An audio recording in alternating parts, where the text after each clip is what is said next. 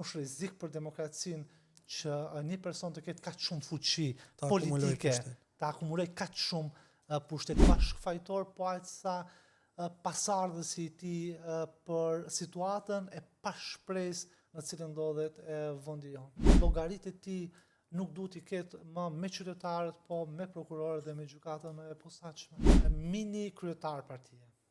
Çdo person që ka punë me drejtësinë duhet të ketë punë vetëm me drejtësinë dhe me gjykatat dhe jo me qytetarët. Nuk i ka bërë në asnjë moment dëm këtij vendi në thelb, por mendoj që ka ikur edhe koha e dashshehit. Është një parti e cila ka për mendimin tim mungesë totale, transparente, çfarë bën në Këshillin Bashkiak të Tiranës që unë t'i çoj në parlament.